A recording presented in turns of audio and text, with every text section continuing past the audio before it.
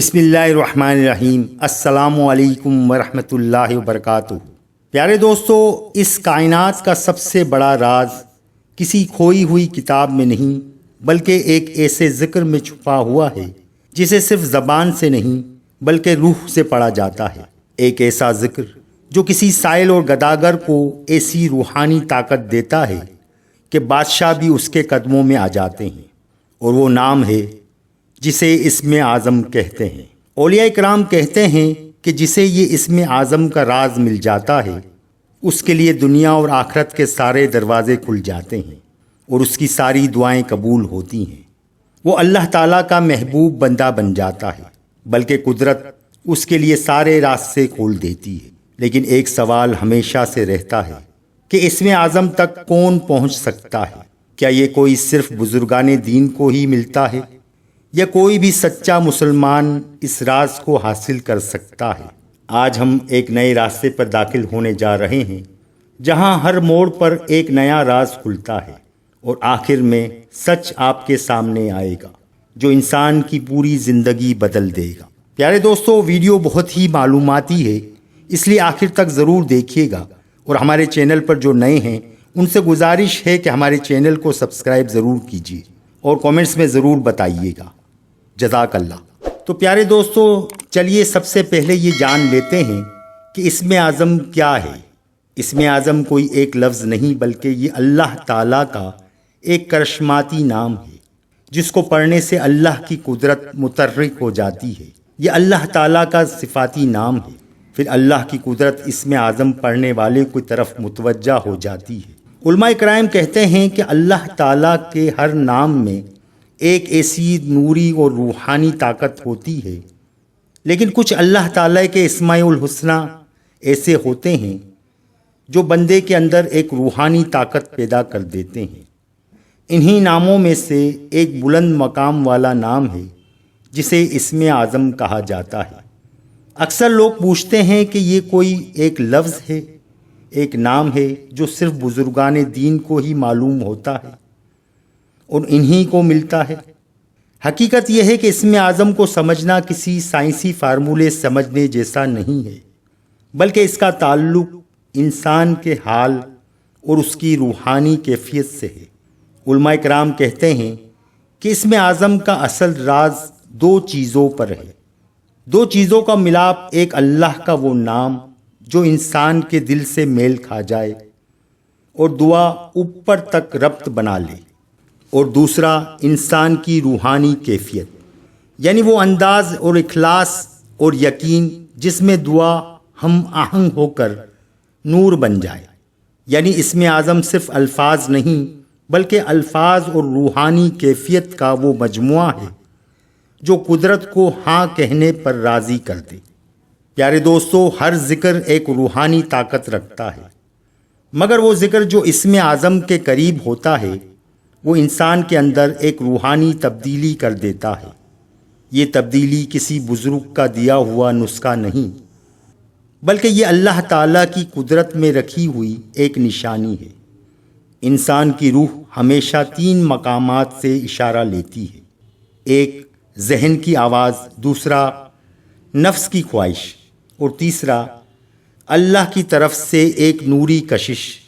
جب تک انسان ان چیزوں میں الجھا رہتا ہے اس کی دعا کمزور پڑ جاتی ہے، اس کا ارادہ ٹوٹ جاتا ہے اور حالات کسی بند گلی میں پھنس جاتے ہیں۔ لیکن جب بندہ کسی ذکر کو پورے یقین کے ساتھ پڑھتا ہے تو روح کے اندر ایک ایسی سیلف ہم آہنگی پیدا ہوتی ہے اور اس کے دل میں خوشگوار خوشبو پیدا ہو جاتا ہے۔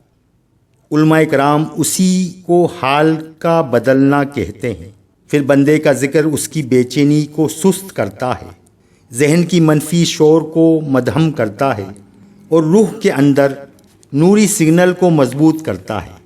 جب یہ تینوں چیزیں ایک ہی سیدھ میں آ جاتی ہیں تو پھر انسان کی دعا ایک عام دعا نہیں رہتی بلکہ اس دعا میں ایسی تاثیر پیدا ہو جاتی ہے اور اللہ تعالیٰ کے یہاں قبولیت کا اجازت نامہ بن کر درخواست کرتی ہے۔ پھر اللہ کی قدرت اس دعا کو رد نہیں کرتی۔ اسی وجہ سے وہ لوگ جو ایک ہی ذکر پر استقامت رکھتے ہیں وہ اندر سے بدلنا شروع ہو جاتے ہیں۔ پھر ان کا دیکھنا مختلف، ان کا سوچنا مختلف اور ان کا فیصلہ کرنا بھی مختلف ہو جاتا ہے، لیکن بندہ وہی رہتا ہے، لیکن اپنی ذات کے مختلف روپ کے ساتھ۔ اور پھر اسی تبدیلی کا نتیجہ آگے چل کر فقیری سے بادشاہی تک لے جاتا ہے، کیونکہ اللہ تعالیٰ تبھی کچھ عطا کرتا ہے جب انسان اندر سے قبولیت کے لائق بن جاتا ہے۔ اب آگے اس تبدیلی کے سفر کو سمجھتے ہیں۔ ہر انسان کی روح ایک سفر پر ہوتی ہے، مگر کچھ روحیں اس موڑ پر پہنچ جاتی ہیں جہاں انہیں دو راستے نظر آتے ہیں۔ ایک راستہ زندگی بھر تھکان بھرا ہوتا ہے اور دوسرا راستہ جو ایک نئی قدرتی ہلچل کی خبر دیتا ہے۔ اس سفر کی شروعات عام طور پر ایک درد اور دکھ سے ہوتی ہے یا پریشانی کے حالات میں ہوتی ہے، جیسے غلط سلط فیصلے ہونا، رزق کا تنگ ہو جانا یا کوئی مشکل میں پھنس جانا۔ یہی وہ مقام ہوتا ہے جب اللہ بندے کو ایک نوری مقام دیتا ہے۔ ایک ذکر تھام لو اور اس پر جم جاؤ۔ ایک فقیر کی اصل بلندی یہیں سے شروع ہوتی ہے، جب بندہ اسم اعظم کو اپنی روح کی غذا بنا لیتا ہے۔ قدرت اس کو آہستہ آہستہ کئی مرحلوں سے گزارتی ہے۔ اندرونی استقامت یہ باہر کی تبدیلی نہیں، اندر سے ہوتی ہے۔ سوچ مضبوط ہوتی ہے، دل ہلکا ہوتا ہے۔ بندہ محسوس کرتا ہے کہ مشکلات اس پر حکومت نہیں کر رہی، بلکہ وہ مشکلات پر حکومت کر رہا ہے۔ قدرتی ہم آہنگی پھر ایک عجیب کیفیت ظاہر ہونے لگتی ہے۔ حالات بدلنے لگتے ہیں اور پھر لوگ بھی بدل جاتے ہیں۔ جو پہلے سخت دل تھے اور رزق کے بند دروازے آہستہ آہستہ کھلنے لگتے ہیں۔ انسان سوچتا ہے کہ یہ کیسے ہو رہا ہے، مگر اصل راز اس ذکر کی وہ نوری ترتیب ہوتی ہے جو قدرت کو اپنی طرف کھینچ لیتی ہے۔ روحانی وقار جب روح پوری طرح صاف ہو جاتی ہے، بندہ فضل الہی سے ایک نئی عزت پا لیتا ہے، ایسا مقام جو نہ تخت سے ملتا ہے نہ تاج سے، بلکہ اللہ کی قدرت سے قرب حاصل ہوتا ہے۔ لوگ اس کی بات سنتے ہیں، اس کی دعا قبول ہوتی ہے اور اس کے فیصلے میں عجیب وزن پیدا ہو جاتا ہے۔ یہی وہ مقام ہے جسے بزرگ فقیر سے بادشاہ بن جانا کہتے ہیں۔ بادشاہی یہاں کسی تاج یا سلطنت کا نام نہیں ہے، یہ وہ مرتبہ ہے جہاں انسان کی روح قدرت کے نظام کے ساتھ ہم آہنگ ہو جاتی ہے۔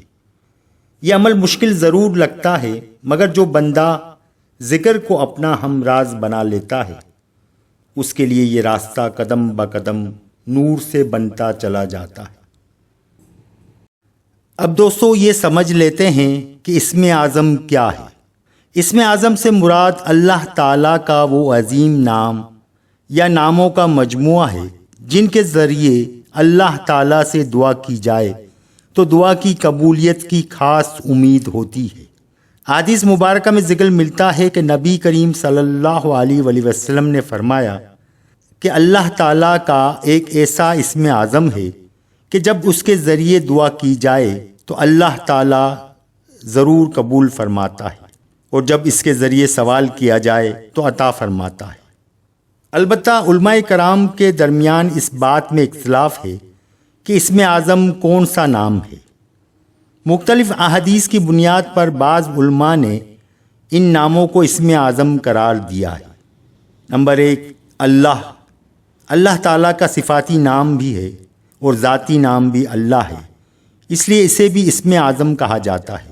اور دوسرا الحی القیوم ہے، اور تیسرا ذوالجلال والاکرام۔ بہت سے علماء کرام کی رائے ہے کہ یا حی یا قیوم اور یا ذوالجلال والاکرام اسم اعظم کے قریب ترین الفاظ ہیں۔ جب کوئی شخص اخلاص، یقین اور تقوی کے ساتھ اللہ تعالیٰ کے اسماء حسنیٰ کا ذکر کرے تو اللہ کے فضل سے بہت سی برکتیں حاصل ہوتی ہیں۔ کیا اسم اعظم پڑھنے سے ہر دعا فوراً قبول ہو جاتی ہے؟ یہ ضروری نہیں کہ ہر دعا فوراً پوری ہو جائے۔ نبی کریم صلی اللہ علیہ وآلہ وسلم نے فرمایا ہے کہ مومن کی دعا 3 صورتوں میں قبول ہوتی ہے۔ ایک کہ دنیا میں ہی وہ چیز عطا کر دی جاتی ہے جس کی دعا کی جائے، دوسرا اس کے بدلے کوئی مصیبت ٹال دی جاتی ہے، اور تیسرا یا آخرت کے لیے اس کا اجر محفوظ کر دیا جاتا ہے۔ اس لیے اگر بظاہر دعا فوراً قبول نہ ہو تو بھی اللہ تعالیٰ بندے کی دعا کو ضائع نہیں کرتا۔ اس میں عزم کو کسی جادوئی وظیفے کی طرح نہ سمجھے، اصل طاقت اللہ تعالیٰ کی ذات میں ہے۔ اخلاص، تقوی، حلال روزی، نماز کی پابندی، درود شریف، استغفار اور مسلسل دعا ہی قبولیت کے بڑے اسباب ہیں۔ جب کوئی شخص اخلاص، یقین اور تقوی کے ساتھ اللہ کے اسماء الحسنی کا ذکر کرے تو اللہ کے فضل سے بہت سی برکتیں حاصل ہو سکتی ہیں۔ مثلا دل کو سکون اور اطمینان ملتا ہے، اللہ تعالیٰ سے تعلق مضبوط ہوتا ہے، دعا کی قبولیت کی امید بڑھ جاتی ہے، اور پریشانیاں اور غم ہلکے ہونے لگتے ہیں، گناہوں سے توبہ کی توفیق ملتی ہے، رزق میں برکت اور زندگی میں خیر پیدا ہوتی ہے، اللہ تعالیٰ کی رحمت اور مدد نصیب ہوتی ہے۔ اب دعا کی قبولیت صرف الفاظ پر موقف نہیں بلکہ اللہ تعالیٰ کی مشیت اور بندے کے اخلاص پر بھی منحصر ہے۔ قبولیت کے لیے اہم اسباب یہ ہیں: دل میں کامل یقین ہو، حلال رزق کھاتا ہو، گناہوں سے توبہ کرتا ہو، اللہ کی حمد اور نبی کریم صلی اللہ علیہ وآلہ وسلم پر درود شریف کے ساتھ دعا شروع کرے اور ختم کرے، عاجزی اور خشوع کے ساتھ دعا کرے، دعا میں جلدی نہ کرے اور مایوس نہ ہو۔ اور قبولیت کے لیے خاص اوقات بھی احادیث میں بیان ہوتے ہیں، جیسے کہ تہجد کے وقت کی دعا۔ تہجد کی وقت کی دعا سب سے زیادہ مقبول ہوتی ہے۔ اس وقت اللہ تعالیٰ کے اسم اعظم یا حی یا قیوم کا تقریباً 100 مرتبہ اس کا ذکر کرے، پھر تہجد کے 2 رکعت نفل 4 رکعت پڑھے 2 کر کے۔ اس کے بعد جو دعا کرے گا کہ مجھے امید ہے کہ اللہ تعالیٰ اس کی دعا کبھی رد نہیں کرتے، اور یہی عمل تقریباً 40 دن تک اگر کوئی بندہ کرتا ہے تو 100% امکان ہے کہ اس کی دعا قبول ہوگی۔ اور دوسرا، اذان اور اقامت کے درمیان کی دعا اللہ تعالیٰ قبول کرتے ہیں، اور سجدے کی حالت میں بھی اللہ تعالیٰ دعا قبول کرتے ہیں۔ اور جمعے کے دن ایک ساعت ہے جو قبولیت کی ہے، اور علماء کرام کہتے ہیں کہ جمعے کے دن عصر سے لے کر مغرب تک یہ جو وقت ہے اس میں درود شریف کا ورد کرے، ذکر کرے، اور اس کے بعد اللہ تعالیٰ سے دعا کرے۔ اور ماہ رمضان میں افطار کے وقت کی دعا قبول ہوتی ہے، اور جب اللہ کی رحمت برستی ہے، بارش برستی ہے، اس وقت کی اللہ تعالیٰ دعا قبول کرتے ہیں۔ اور جو بندہ سفر کی حالت میں ہو اس وقت جو بھی اللہ تعالیٰ سے دعا کرتا ہے اللہ تعالیٰ اس کی دعا ضرور قبول کرتا ہے۔ تو پیارے دوستو، یہ تھے آج کی ویڈیو۔ اللہ تعالیٰ ہم سب کو اللہ کے ذکر کرنے والا بنائے۔ اللہ تعالیٰ ہمیں اپنا ذکر کرنے، اخلاص کے ساتھ دعا مانگنے اور اپنی رحمت سے ہماری جائز دعائیں قبول فرمائے۔ تو پیارے دوستو، ویڈیو اگر پسند آئی ہو تو لائک اور سبسکرائب ضرور کیجیے گا۔ انشاءاللہ تعالیٰ پھر ملیں گے نیکسٹ ویڈیو میں، تب تک کی اجازت، اللہ حافظ۔